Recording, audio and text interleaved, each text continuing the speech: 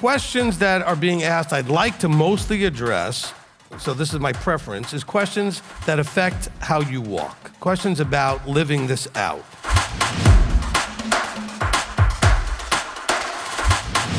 What he's always told me is, tell them that if they're doing what they're supposed to be doing, they'll be where they're supposed to be. But you need a teacher to teach you what it is you need to be doing.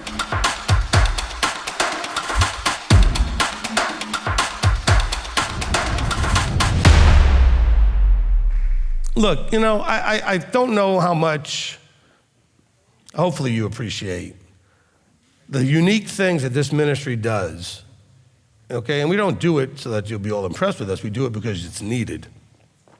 But how much you appreciate, you know, the accessibility this ministry has.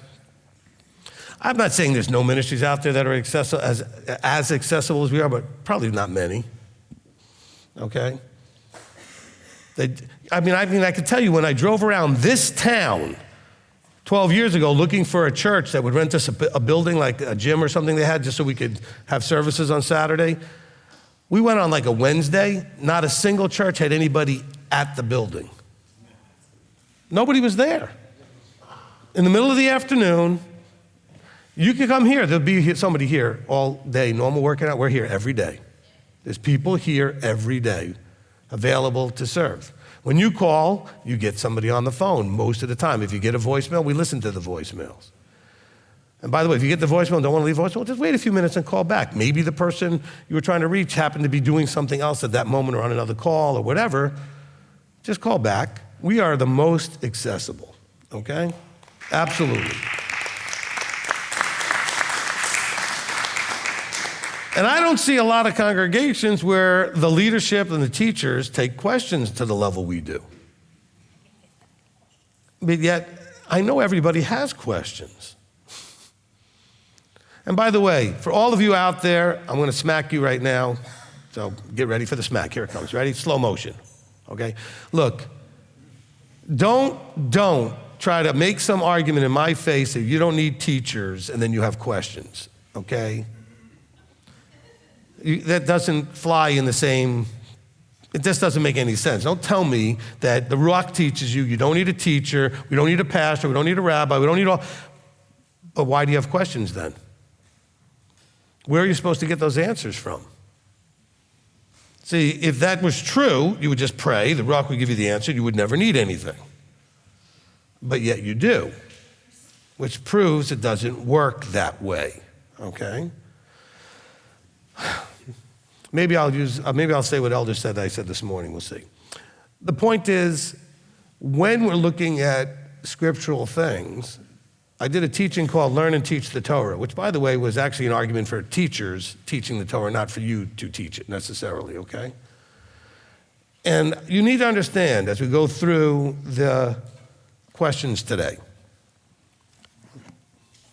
the scriptures from Genesis to Revelation was designed and written in parable language, in allegorical language, and all kinds of different language other than just straightforward language. Some of it's in straightforward language, but there's a lot of it that's not straightforward. You know, Yeshua says, Yahweh says, both in the Old Testament, Yeshua says in the New Testament, says about speaking in parables. Why do they speak in parables? The Father and the Son. Why do they speak in parables? Because the intention is that you would need someone to teach you. That's the structural setup that they use so that someone can explain. So he would give a parable, and then his disciples would say, please explain to us. And then he would explain. Because they're supposed to be instructed information. It's supposed to be information that you get instructed in. Yes, you can understand basics in here, a good amount of the history that's in here, a lot of things you can understand without a teacher. But what about that big chunk in here that you can't? So all of you out there that are all like, well, we don't need a teacher, we don't need anybody as a rabbi, we don't need anybody in front of the room, we don't need, okay, then stop asking questions. Oh, and by the way, stop looking on the internet for 57 different videos to answer your question. Because that's the same thing, okay? I mean, if you don't need a teacher, you don't need a teacher. Stop being a hypocrite. Look, I said this a long time ago. There was a group that attacked me as part of their little teaching they did on YouTube. And their whole point was that they don't need a teacher. And they said, well, there's a rabbi that we all know, blah, blah, blah, whatever. And they were picking on me. And so for half an hour, they were eviscerating and just attacking the need for leadership and a teacher and rabbis and all that kind of stuff. And then you know what they did for the last hour? Answered everybody's questions. I was like, you freaking hypocrites. I mean, you incredible hypocrites. You just told everybody they don't need a teacher, you have the Ruach, and you're gonna sit there and answer questions for an hour. What? And you guys will sit there going and not see that it's hypocrisy. Stop fighting it. It's not like you're an idiot. It was not designed for you to understand fully, not that you can't understand any of it, but fully without a teacher. He designed it that way. I'm not just making that up. He actually says it. He says it was designed in parable language. The revealed, it says, belongs to you. The hidden belongs to him. The secret belongs to him. But how do you get the revealed? Oh, through anointed voices who speak for him and reveal. Okay? So as we go into this Q&A session, realize that that's why I do this, is because you have questions, and this is like what happened with Moses. You're going to seek Yah's answers, and you're going to the anointed appointed that you have been sent to. Okay?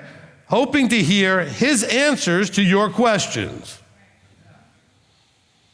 And so that's why we do this every month, 3 times a month, so we cover all of the time zone ranges of the whole world, so we make sure they're covered. This morning we did that for the people that live in like Africa, the UK, Europe, etc., in that range of time zones.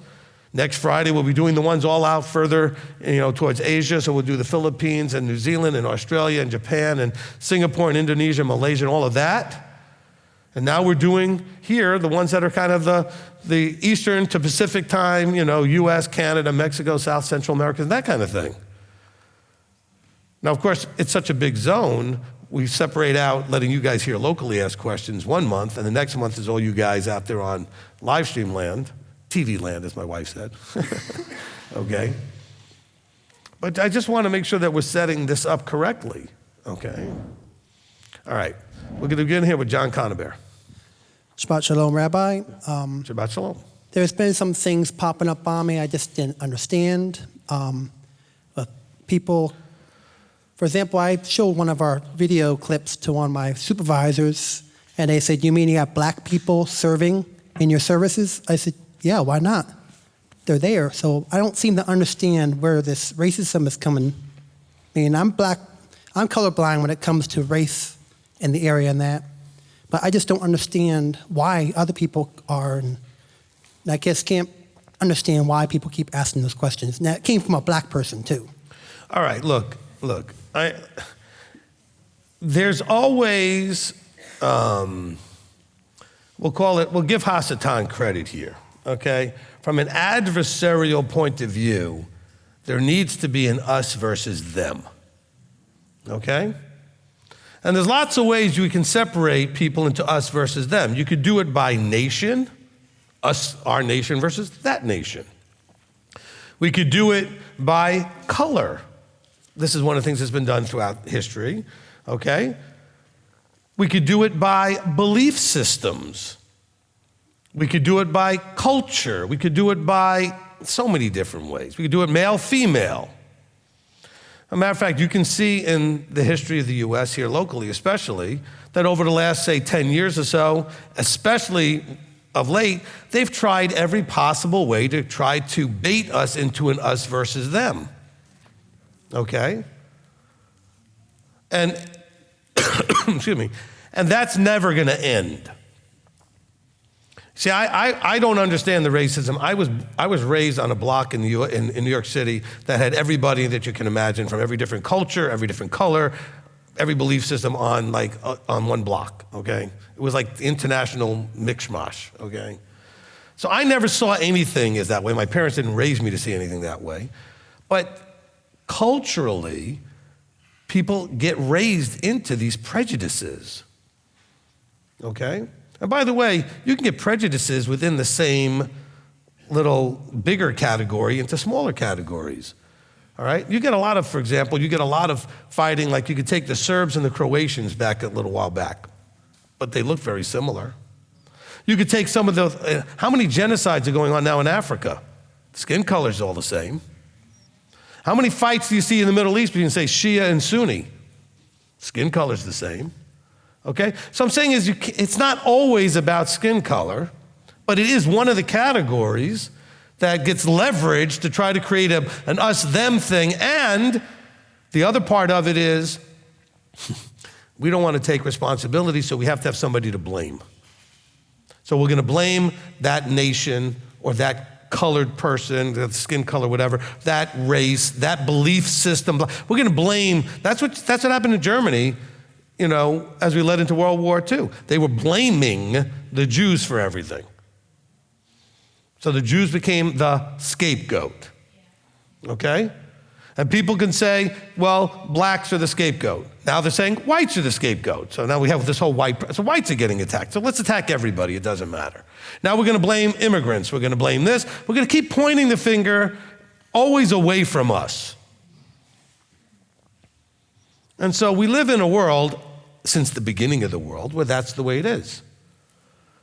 We always try to point at and blame that which is not us. Whatever we're going to identify ourselves as. Is it by skin color? Is it by culture? Is it by nation? Is it by whatever? Okay? Look, there was a time when we were dealing with, in the 60s especially, where young people were at adversary against older people. I mean, it was a real big thing. I don't trust anybody over 40. That was like a big thing, right?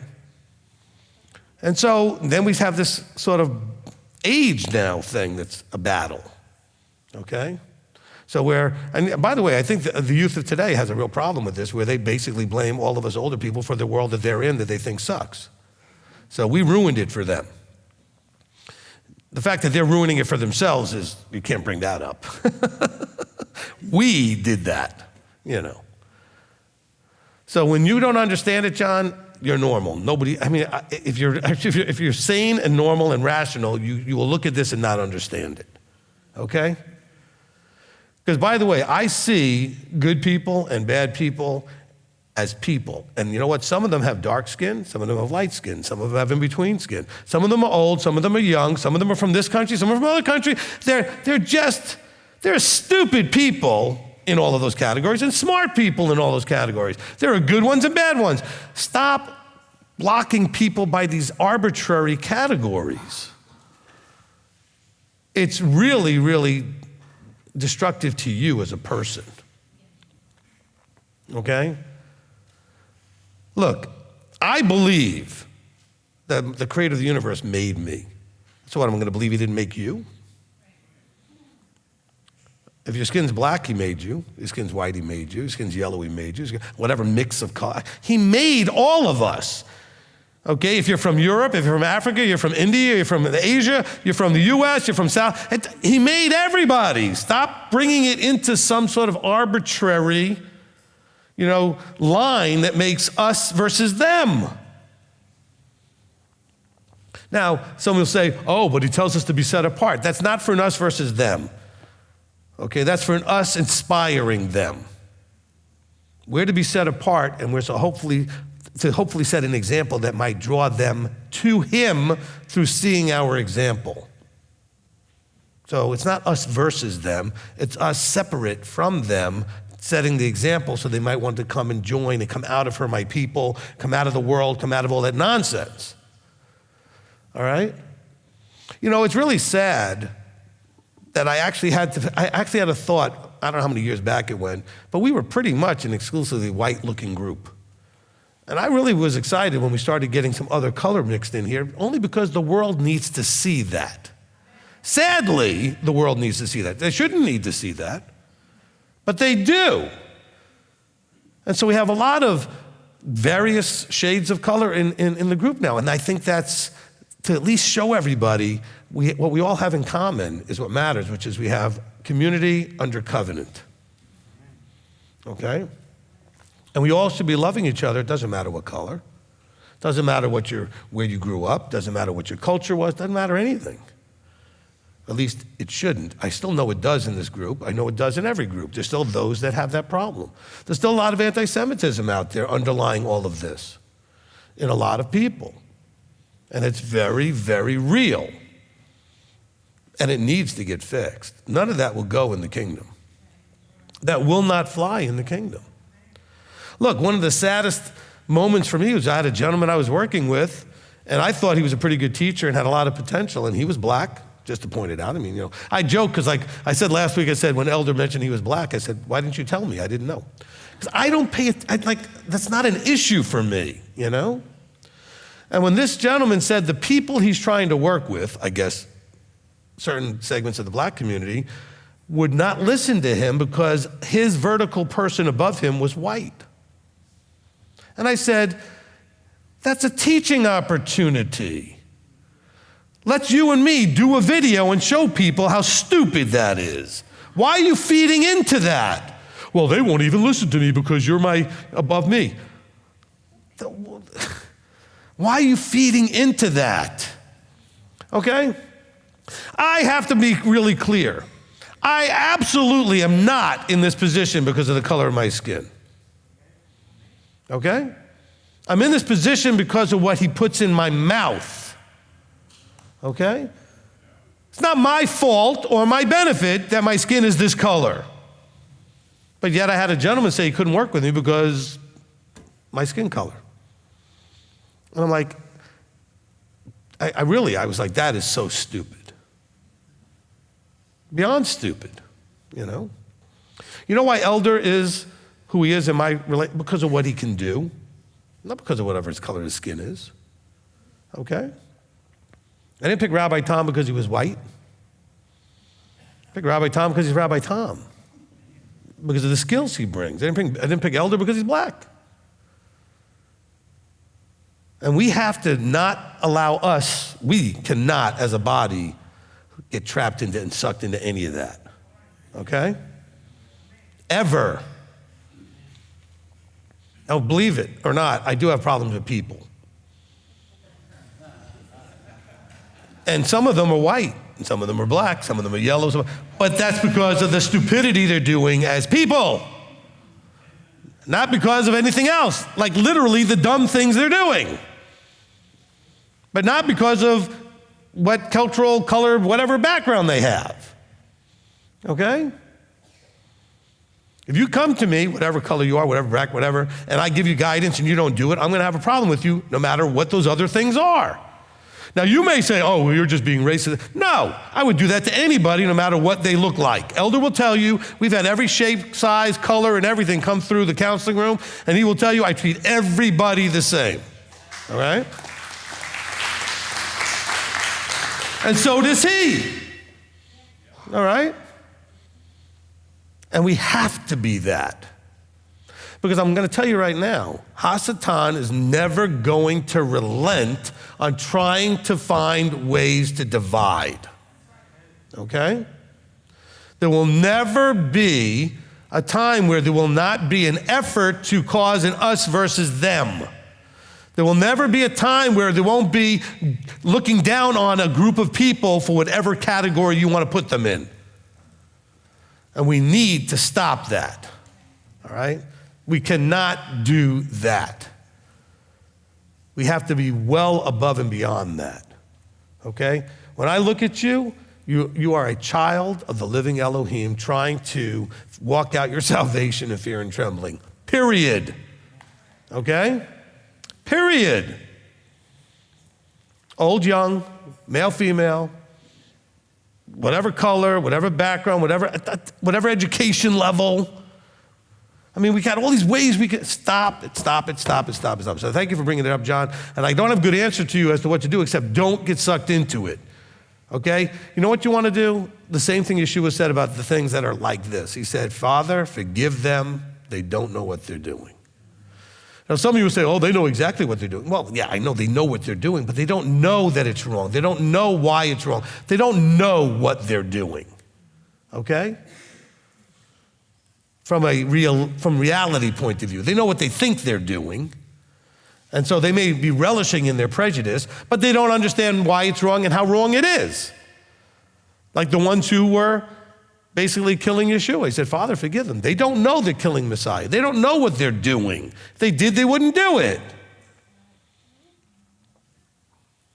But they don't. So whenever you run into any of this stuff, you have to simply say to yourself, Father, forgive them. They don't know what they're doing. And Father, give me the strength not to get drawn into and sucked into that nonsense. Because we cannot do that. Okay, we cannot do that. Period, end of story. You know? Look, I told this story, maybe the story gets to be told here.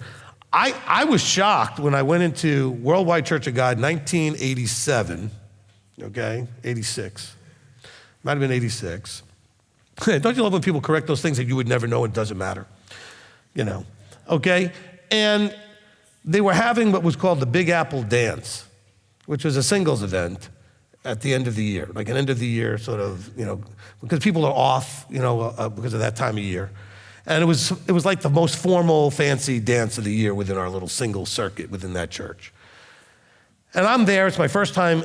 I've only been in the church for 5 minutes, literally a couple of months. I don't know what their rules are, I don't know what they do. I'm at this dance, I'm kind of sitting off to the side, kind of figuring it out. And at the table I was sitting at, there was this black, I didn't pay attention, young lady who nobody asked to dance all night.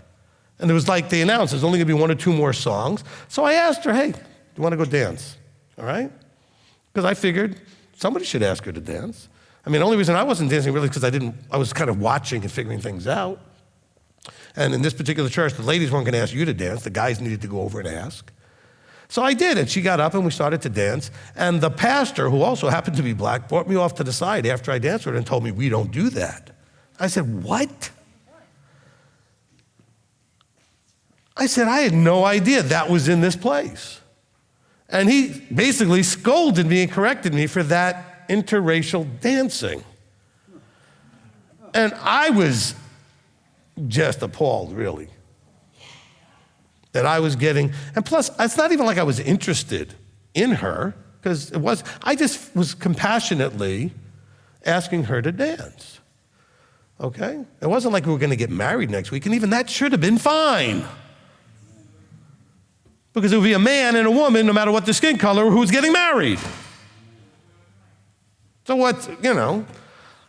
And I'm thinking, even in this place that was a supposedly Torah-submitted, Torah-observing church, Saturday, you know, the feast days, kashrut, tithe, you know, everything, all 3 tithes, the whole whatnot, but the racism was there, okay? And it was worse than even that. He would even get in the face of black people from Africa is different than black people from the islands. And they couldn't even though their skin color was the same. I was like, you're nuts. This is incredibly insane. No shock that eventually, a few years later, he ended up bringing his whole group off back to Sunday and just being a problem. That got him out of the mix, okay? But just so you know, I've experienced all this stuff is what I'm saying, John, okay? And I don't have any tolerance for it, all right? None whatsoever. And we should, none of us should, okay? None of us should have any, do not ever get sucked into that. And I'm saying any category of prejudice for whatever reason, okay? Never look down on anybody, okay? Never point the finger and blame others. It's them, those people, okay? Other people pointing you, saying you're part of those. You're being in this, you're getting pointed at. You're in that cult. You're one of those people, okay? And you don't like it when that happens to you. Why would you ever do that to anybody else? Okay, why would you ever do that? Do not do that, all right? Go ahead. I know when I was raised to that, someone says when you're pointing one finger, look at your fingers, you have 3 or 4 pointing back at you. That's right. But it's not even so much about the pointing the finger and those pointing back at you. It's about blame. own, that the things in your life are not other people's fault. We blame the government, we blame the economy, we blame this race, we blame that culture, we blame these people, we blame this. Stop blaming. Because no matter what's happening in the world, some people are still thriving. They figured out how to do it. And you know what they all did in common? They're not blaming, they're just doing something. Instead of blaming, they figured out to try to do something. That's the key. All right, anything else, John? Nope, you pretty much answered it. Thank you. Good. Look, I like that he brought that up because you know what? This is one of those topics nobody likes to talk about, nobody wants to bring up, and it's very real and very important, and it's not going away. All right? It is not going away, but it has to go away out of the group. The world isn't going to stop, but we must. Okay? So I want you to examine yourself and wonder, am I avoiding anybody for a reason? Like their skin color, their age, maybe their weight, maybe their something, maybe their, I don't know, whatever, the way they dress, I don't care what it is. Are you avoiding anybody for any other reason except for their actual, what they do? In other words, I do avoid some people because they act in a way that I should not be acting, right? But within the body, do you find yourself avoiding people for these worldly reasons of prejudice, whatever that may be? And it doesn't have to just be skin color. And examine yourself and check that and fix that, all right? Well, I don't like to hang out with those people. Oh, that's already a problem. You say those people, okay? They're people. Otherwise, people just point the finger at you and say, thinking you're part of some other group called those people. To somebody, you're those people. Okay, whatever that means. It means some group you don't like for whatever reason. Okay? Anyway, Chantel. So I have 365 questions from Mercy Smith.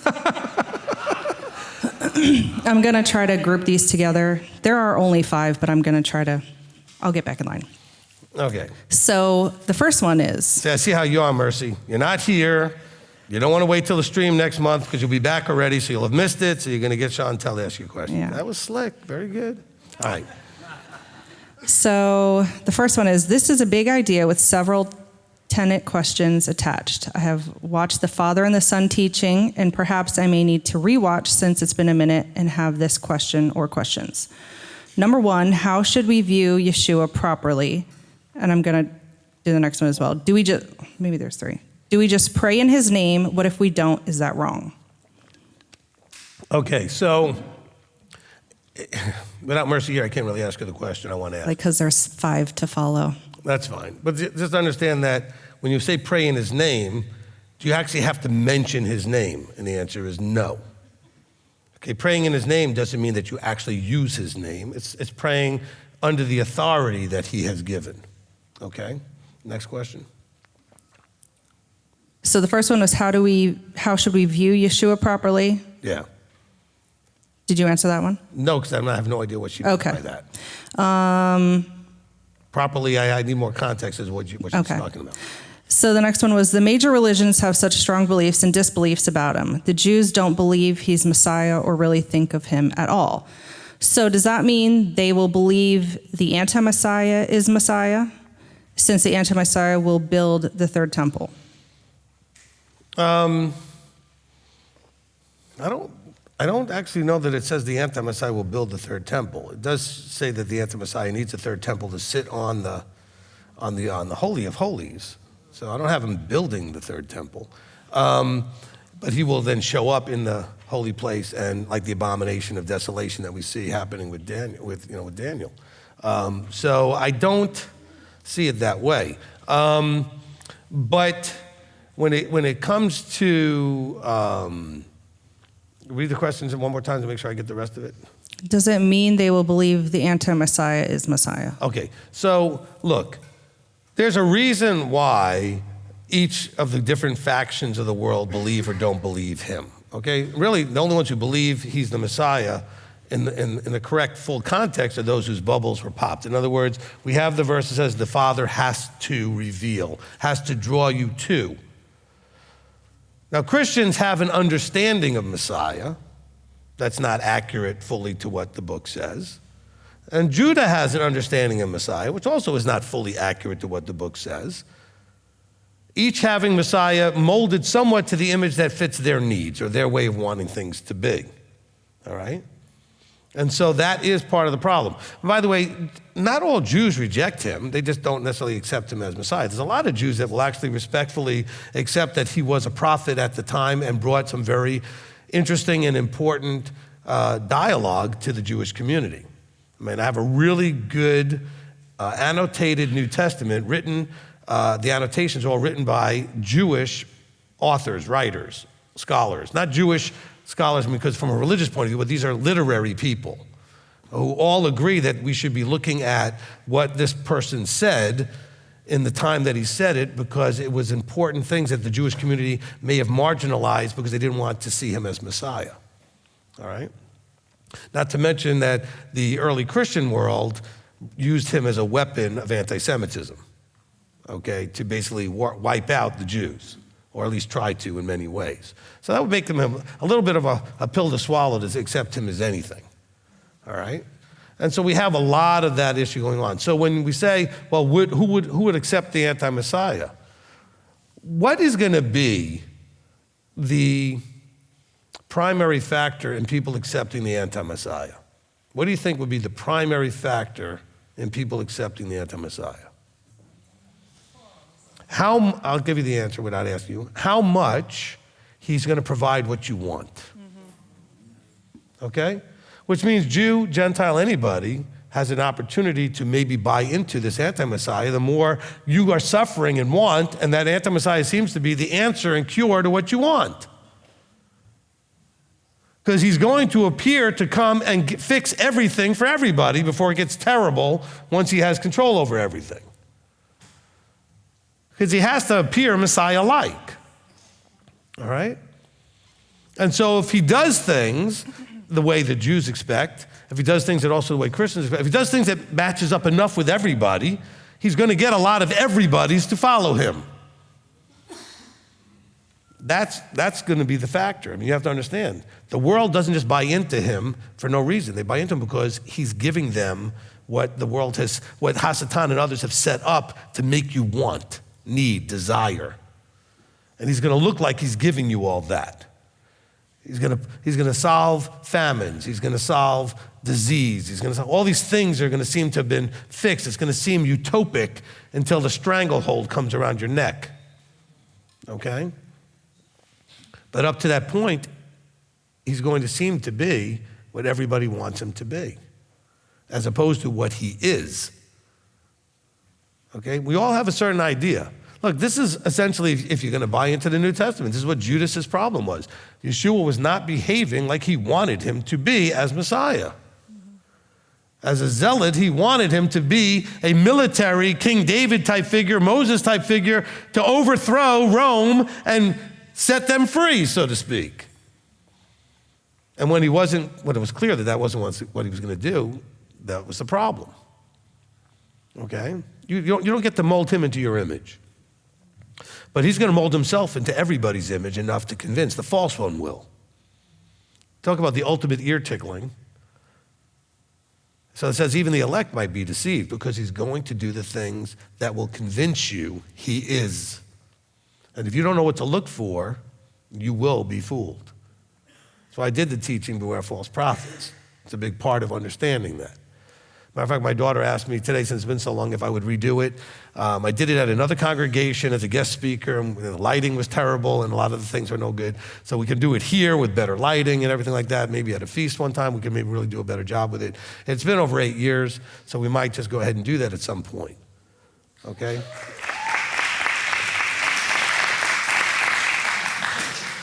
But you got to remember, this is in the Beware False Prophets teaching. You cannot believe that anybody's going to believe this anti-Messiah is Messiah unless he actually does things that convince you he's Messiah. He has to do things that are going to just really win people over. The world's going to get really terrible, and this figure is going to come in and appear to fix everything. I don't know what that's going to look like. Clearly, it's going to look in some manner like in some form that's going to please the Jews, or the Jews aren't going to believe him. In some manner that's going to work for the Christians, or they're not going to believe him. I mean, it's going to work for a lot of these major groups that believe in that particular Messiah.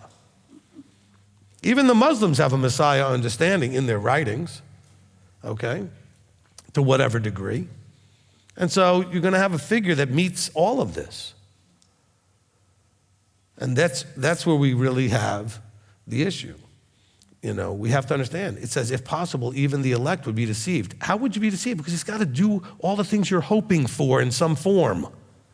Not all the things he said he's going to do, but what you're hoping he'll do. All the things you've always wanted God to do. And so then those signs and wonders are going to build belief that this guy is it when he's not. And so that's what we need to be ready for and aware of, okay?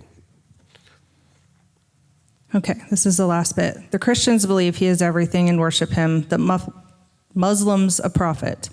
So how should we view him properly? Is Jewish thought so wrong if we can twist scripture to confirm some guy's rooster is the Messiah? All right.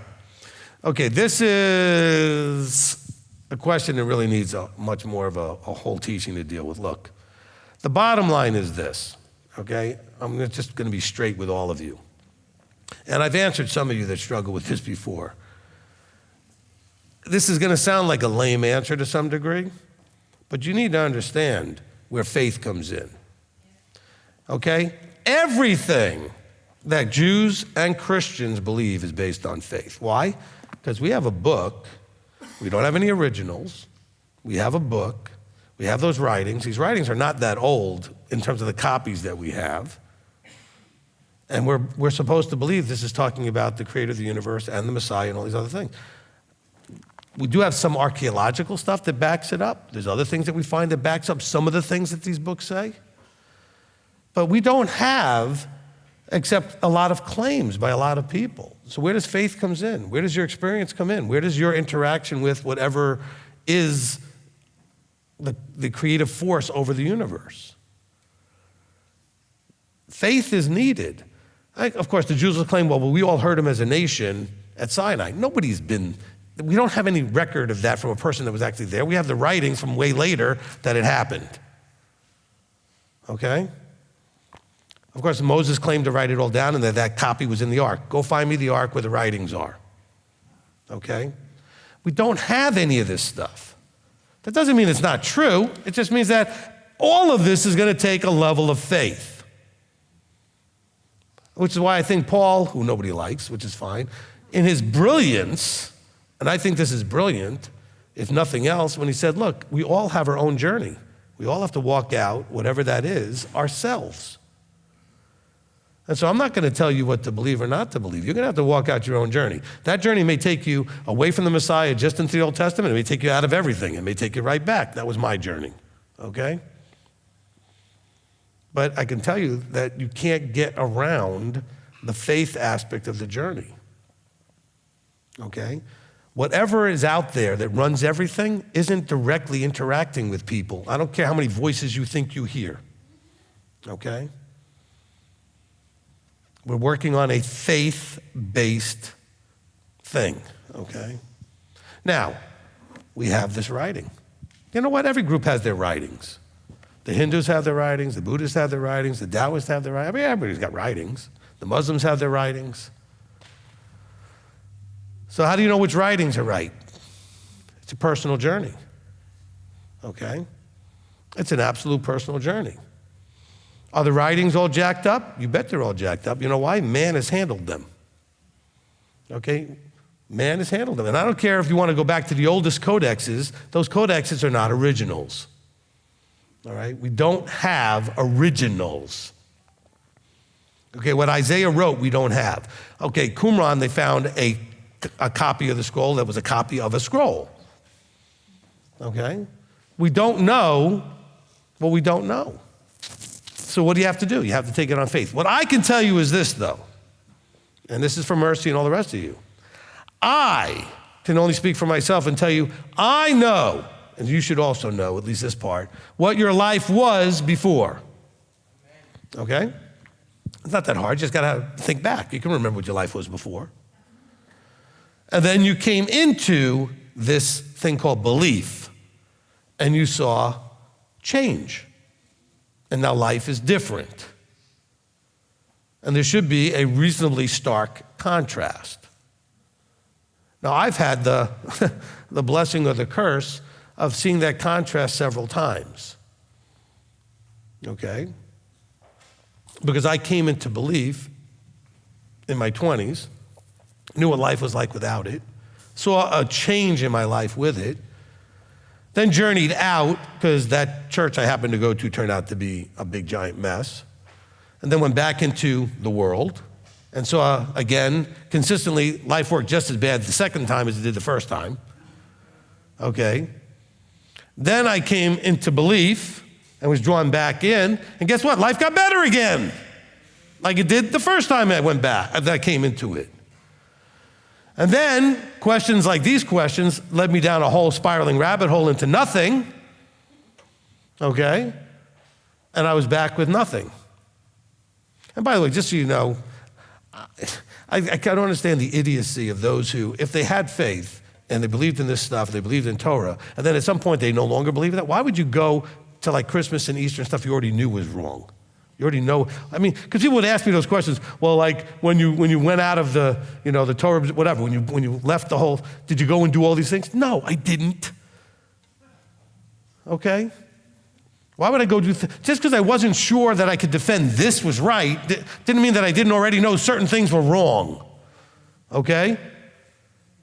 Not wrong because this said so, just wrong because I know the source of where they are. They admit where they're from. They know what they are. Why would I go there?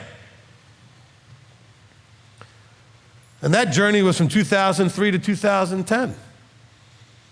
And after that completion of the 7 years, 7 years a good solid number of completion, 8 year is the 8th year is the new beginnings, he called me back to this. And guess what? Once again, life worked, it made sense, and all the other things that I noticed the previous 2 times. I don't recommend doing this roller coaster, okay? It's awful. But I'm telling you from me, and you probably can verify it from you, that, you know what, regardless of faith or not, I can tell you my experience is that this works, okay? And the relationship that I believe it gives me with the powers of the universe, the power of the universe, okay? And I'm not just saying like, well, hey, it worked once. No, the same result each time. Okay, being in the world got the same result. Being in belief got the same result. Shocking, right? Okay? Because look, I can't prove to you that this is not a bunch of BS. I can't. And you're never going to hear anybody at a microphone even say those words. This is the inerrant perfect word from it. No, it's not. Originally, it might have been. In other words, if we have an original, I think it would be the inerrant perfect word. We don't have the original. Don't think man was perfect and it's, keeping copies of this. Certainly not. That's why there's not a single translation out there that you love and think is perfect. There's ones you prefer. I mean, I'm ready to write my own because I'm really frustrated more and more with some of the things in the ISR, even though I still think it's better than most. Okay? But I'm here to tell you the truth and only the truth, okay? The truth is, this does take faith. But then again, any belief system is going to take faith. You can't get around it. If there, if there is a God, if there's an authority of the universe, nobody's interacting directly with that being, like face-to-face in conversation at this time. So believing in and understanding that relationship takes faith, no matter what system you're in. Because it's not a being that you get to hang out with like a human being. He's bigger than everything. He's in everything around. Whatever way you understand, I mean, look, we're like the amoeba trying to understand a human being, okay? How do we understand something that big, that outside of time and space, that always exists, whatever, okay? How do we understand that? We can't. We're too finite in the limited number of dimensions we function in to understand something that's outside of all of that and bigger and beyond. So guess what it takes? Faith. Okay? But what if we're wrong? Look, let me help you with that. Do you believe, see, we're getting into some stuff here, right? Do you believe there's a higher power? Yes. Okay? Whatever it is, you believe there's a higher power. Do you believe that that higher power is in control? Yes. Okay, so you have a higher power in control. So that means that the higher power has either caused or allowed. Can we agree? Yes. So then if this is where you are, this is where he's either caused you or allowed you to be. So even if this turns out to not be exactly the right thing, but this is what he's caused or allowed you to understand him through. Can we agree to that? Amen. Okay? So don't feel like you're going to be in all kinds of trouble. What he wants you to do, I'm guessing here, is he wants you to make the effort to try to understand him however you can. And not just go into whatever you always just raised with necessarily, but you personally seeking that relationship. Okay? That's the best you can do. I feel totally comfortable if I die tomorrow, I've made the effort, and he'll look down and say, well, you did the best you could with what I gave you. He didn't give me, I wasn't born in India, so I wasn't given Hinduism or Buddhism or whatever. I wasn't born in, Asia and given Taoism or something. I was born here and this is what I was given. Does that make all of them right also? No. Does it make this one right? No. It doesn't make anything. It's our job to try to figure out how to have a relationship with the creator of the universe. Because I believe the evidence is clear that this is a created space, which means that someone had to create it, or something. A being had to create. This is intelligent design. It was done not by accident and spontaneous coming together of chemistry. And so you need to figure out you in the context of whatever that is. This is man's effort, at least one of the efforts, to do that, okay? Either you believe it or you don't. I don't know how else to explain this to you. Nobody's gonna ever talk like that from me. They're gonna say, this is it. Listen, I'm telling you, lack of anything else, and I've searched everything. I've studied all those other religions just to look through them when I was on my 7-year journey. This is what I believe I'm supposed to be doing. Okay? And look, if nothing else, okay, and I don't know about other guys who get in front of microphones. I can just tell you with me, I think one of the reasons why you get so much out of what I say is because you know I believe what I'm saying, okay? Now, I say that to tell you that that's why I didn't teach for 7 years. Because I could not, with strength of conviction, teach what I had such a weak understanding of how real this foundation is. Because you start reading the New Testament and start doing there's some jacked up things in there that you can tell man's messed with. By the way, the Old Testament has just as many problems. A little bit different, but similar. Because man has messed with this book from the beginning. Jews messed with it for their reasons. The early church fathers for their reasons. Okay? But I speak to you out of my life, what I believe is real. And I believe this book is the source of that information. And I teach it to you the best that he's given me, what I believe he's given me, because I give you understanding in here that I would never be able to understand if he hadn't given it to me. The insight that he gives, that I get, are downloads. I mean, they're just like things I didn't know until he put it in my head. It's not like I just read it and go, okay, obviously that's what it means. No. It's the need to piece it together. I believe whatever that higher power is giving me the insight to do that. And this is the book that's doing that, right? And so that's the best answer I can give you. Hopefully some of you are nodding yes and no. Maybe that helps you, maybe it doesn't. I don't know, okay? But I'm not going to give you the, absolute. I haven't had lunch with any of them. Abraham did, according to the book. I didn't, okay? I've not had a face-to-face that way. None of you have either. I know some people say, oh, I had a dream or I had this. Listen, you haven't had the face-to-face, okay? And so this is what it is. Now, if we're going to be using this book as a source, we have to understand that this book was written to be instructed by anointed, insightful beings that he's given that insight to, and not understood just by you by yourself. Okay? At least not fully. I'm not saying you can't understand any of it. I'm not saying you're an idiot, okay? I mean, some of it, absolutely, everybody can understand. It's very simple and straightforward. There are pieces of it, though, a percentage of it, that was intentionally written in different type of language than the simple, straightforward.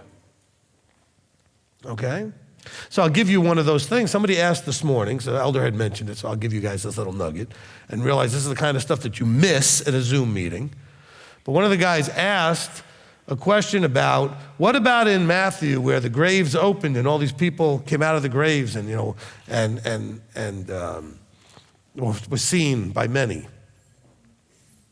And my first answer is, I am never comfortable with anything that appears in one place. Okay? And that only appears in one place. None of the other Gospels mention that, all right? That's one place.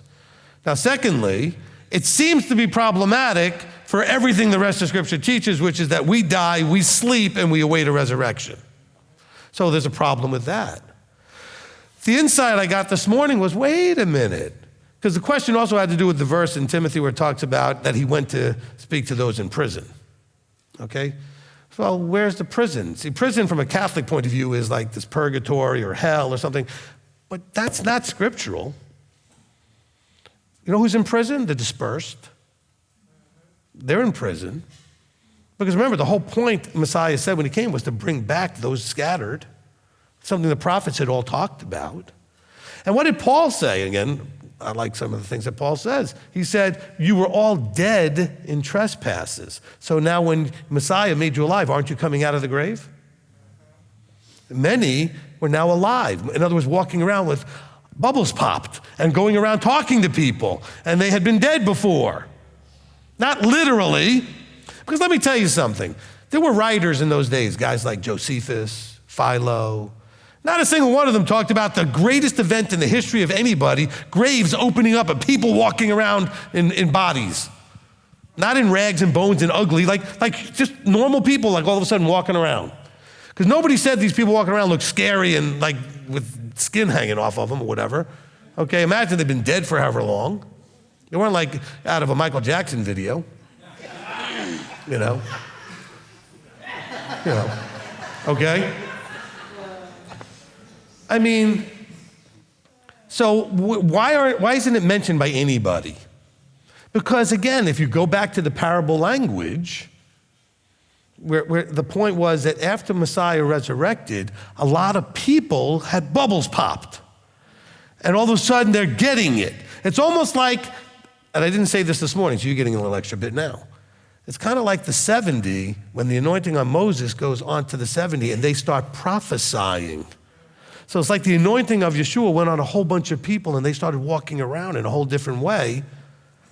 Basically like they came out of death into life. Does that make a little bit of sense? Okay, but again, you can clap for that. But I've been doing this 25 years, never had that thought about it. I just didn't like that it was in Matthew because I didn't know what to do with it because it made no sense, matched nothing, wasn't said by anybody else, not said by anybody historic, so I didn't know what to do with it. So today he decided to say, hey, you were already talking about parables a little bit, what about this matching up with that? That it's not literal prison, and it's not literal graves, and these people aren't literally all of a sudden alive who are literally dead. Because that undermines the whole plan that we're all waiting. Look, and I guess maybe you don't like the book of Hebrews, but in Hebrews it says, in the faith chapter, Hebrews 11, that all these died having not received yet the promises, which means that nobody resurrected yet. Okay? Now, yes, you could talk about Lazarus. Lazarus was dead for a couple of days and brought back. That's not the same thing. That was a healing miracle that Yeshua, okay, fine, all right? But we're not talking about like mass grave exodus that we're hearing about in Matthew. I mean, that's a whole different problem. Because apparently these people are in a cemetery, been dead for a while. That's a whole different problem. And so that's the kind of insight you might get if you want to believe that I'm anointed and he gave me an insight. And now all of a sudden something might make a lot more sense. Because you have to remember, this book was written very much in two ways. One is on the Peshat, literal, but a lot of it is not Peshat at all. If you talk to the Jews, okay, I want to bring them into this, from a Kabbalistic point of view, none of it was written literally. Not that it didn't happen, but it was never to be interpreted. The message was never from the literal. The Kabbalist will read you the Torah portions and tell you, stop looking at the literal events. Look what it's trying to teach you. That's when you start reading, now I'm not telling you to go read the Kabbalah, but I'm saying the Kabbalist is going to tell you that none of it is to be taken at face value because it's all hidden, hinted at remez, allegorical drash, or sewed hidden stuff. Not that the flood didn't happen, not that these things didn't happen. He said, but don't be distracted by thinking about what happened. There's something more going on here, okay? And so Yeshua says it when they ask him, why are you talking parables? Yahweh in the Old Testament says that he speaks to them in parables so that they don't know. And you're like, why would he tell us stuff so we don't know? Because he wants to reveal it when he wants through who he wants, okay? He doesn't want you just to read it and it's just there. I don't know why. That's his choice, not mine. All right? Does that make sense now for everybody a little better? All right, Jonathan. Shabbat Shalom, Rabbi. Shabbat Shalom. I had a quick question that had to get upgraded to you. So, is it okay to either donate or sell plasma? Okay. Yes. All right. Look. Don't think for a second that the life is in the blood means that you cannot receive a blood transfusion or donate blood and that kind of thing. And plasma, of course, is a little bit different as far as the donation because we're talking about eating blood. That's the scriptural problem, the eating of blood. And so we're not going to do that, okay? Now, in my case, I did have a situation where I had surgery one time. I knew the surgery was coming up, and they asked me to donate blood for myself. And so that's something you could always do if you'd rather get your own blood. Of course, they don't guarantee that if emergency comes up, somebody else won't get it, between when you give it and when you have your surgery. So they say, we'll try to give you your blood, but you'll get whatever you're going to get, okay, if something else came up and they needed it. And in my case, that could have happened because I have a fairly rare blood. So they would have been very happy to take mine because I think I'm a B-, okay? So, right? That they want that one, okay? That's not like you're one that hey, everybody's got that one, okay? So, and of course my friends used to tease me that, I always knew you were a B-, you weren't an A, But it's like only 2% of the population or something have that. So it's fairly, needed. So it was possible, certainly, that somebody might have needed that. And they would have given it to them, waiting on me. But also, because there's so few people need it, it was also possible it would have been there for me because it's not that popular. So you have kind of both things going on. All right, Selena. This is Sarah Beth's question, but I may have a follow-up. Sneaky Beth Shalomers. I may have a follow-up because it upset me. Okay, not really, but okay. So Shemot 22 through 24. If they, the widow and the orphans, cry out, Abba will intervene on their behalf. So if we don't cry out when we need to, he doesn't necessarily give us the deliverance or help. We are like the pump on the well. If we don't press the handle, the water doesn't come out. Is this a correct application of this verse to our lives? No. All right, next question. No, I'm kidding. All right. Okay. Look, and one of the things I talked about this morning is for all of you, you have to really bring context into it. All right, what is context? Who's talking? Who's the audience? In this case, obviously, it's Yahweh through Moses talking to the Israelites and giving them Torah instruction, right? This is right after they got the commandments, the 10 commandments. Now, that being said, though, what's the issue that's actually being addressed? He's saying in verse 22, do not afflict any widow or fatherless child. And he's warning them, if you do, I'm going to hear the cries that you're going to cause by inflicting, whatever suffering you do on them. Okay, so it's not like they have to cry out. He's saying, be warned. If you hurt one of these, I will know. Does that make sense? Not that I'm not going to do anything unless they cry.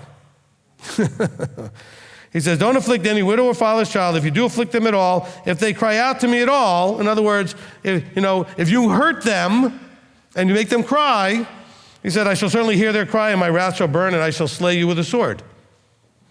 Not that, so you think, what, I'm going to hold my hand over their mouth so they can't cry? I mean, he's saying if you hurt them and cause them to suffer, I will know. And if anything we should get out of the Tanakh is he has a very elevated, desire that we treat widows, orphans, fatherless, etc., those who are afflicted in that way with a lot of compassion. He very, very much wants us to protect those particular ones. New Testament too, we see it being said, look, true religion is to deal with these people, to go and visit those that are in this kind of a condition, to help and bless those. That's why he created the third tithe, just to handle that, okay? And so, no, we are not the pump handle that we have to cry out. Okay, he's saying, be warned, if you do this, I'm gonna handle it and you're not gonna like it. Don't you hurt these people, okay? Does that make sense? Okay, yes. So my follow-up question is, when I read what she asked, and I know you know probably what she's asking better, it was like, I struggle so much asking for help. I did good this week. I feel like when I asked you for help this week, that was pretty quick. But the last time I asked for help, it had gone on for like 2 months, and I should have, because you fixed it. I mean, right. It was a thing I'd been working on, but you wrapped it up in a nice little bow, and it's been so much better. So. Okay, I understand what you're asking. Okay, look. Okay, again, this is one of those things that he just gives me so I can understand. You have to separate the difference between if I cause you harm, okay? It's not about whether he helps you or not necessarily. It's what he's going to do to me. That's what he's talking about here. You, on the other hand, he may or may not provide anything for if you don't ask for help when help's available. Do you see the difference? Yes. Okay? So if you are harmed, he's warning and says, my wrath will burn and I shall slay you with the sword. And your wives shall be widows and your children fatherless. He said, I'm going to punish the one doing the harm. But as far as blessing the one being harmed, he's saying, I will hear their cries. That part you need to cry out for. You need help. You need to ask for it. Okay? He needs you to learn to use the structure that you have. And you've experienced, and you just quoted that recently you came and got help and it helped. Yes. Okay, and he wants you to learn that so that you experience that so that you keep going back and getting more. So there's two different issues happening here. Mostly what he's talking about here is, hey, be warned, if you do this, you're gonna pay for it. I'm gonna know. For the other side of it that you're asking, hey, you're gonna be suffering in life, maybe you need to ask for help. Okay, I'm not just gonna fix it just because you're upset. There's a structure for it. I got to go back to something I've told you a lot lately. He's not going to do what you need to do. So you may need help, but if there's a way for you to get it, he's not just going to give it to you. You have to go get it. Okay? That's the difference. Now, if we're talking about babies crying, there's nobody to help them. He's going to hear that cry. If there is no way for them to get help otherwise. But for you, as long as there's a path that you can take, he's going to want you to go and make the effort to take that path to get the help you need. Okay? So all of you that should be calling the leadership, he's not going to help you until you do it. If that's what you're supposed to do. All right, anything else? No, That was that's it? all. Okay, Thank you. good. Okay, Marlene, who are you asking on behalf of? Deirdre. Really? They see, I knew it. I knew it. Because I see you all the time. I don't have to get up here. Yep. It's like the daughters on parade all calling in. Sarah Beth and Deirdre. Okay. I almost answered her and say, you live in town. Yep. You can just, I mean, not like she goes to work every day. Anyway, I'm sorry. All right. Next Zone 1, Beth Shalom. We're going to make all those calling in go last. Because if you're not here, you don't get to go first. Okay, so we got a bunch of you. I'm already going to allow this now, but next time, be warned, all of you. You could always call in for your own counseling, or you could get at the end of the line if there's room for you at the end. But I'm not going to make the people that are here asking for themselves wait on you. That's not appropriate. All right, go ahead. We are all familiar with physical disabilities, mental disabilities, emotional disabilities, etc. Is there such a thing as spiritual disability, and what might that look like? I'm going to say no to that, because anything that's going to hamper your spiritual is going to be one of those other things, especially emotional and type of a disability. Because the spiritual side is something that just requires you to make the effort to connect. And if you have an emotion blocking you from that, because you're emotionally disabled, that could be the problem. I don't know that there's a spiritual disability. I think you could certainly have things happen because your spiritual side is suffering from your focusing on it properly, and you're not where you need to be in your spiritual side. But I wouldn't call that a disability because to me a disability is a handicap that makes it either very hard or impossible for you to do something, okay? So if you have a hearing impairment, it means it's very difficult or impossible for you to hear. If you've got a visual impairment, it's very hard or impossible. If you've got a physical part of your body that doesn't work right, it makes it very difficult or impossible to do certain things. I can't imagine anything that does that spiritually, except some of your other handicaps. When I talk about especially like emotional, could affect your motivation, desire, and drive to do the things you need to spiritually. So it is possible that your spiritual life is handicapped because of another handicap, all right? But it's not because you are spiritually handicapped. He didn't call you because there's anything spiritually you can't do, all right? It's just that's just part of the system that he puts in place. He's not going to call you unless you can do it. All right, Melissa?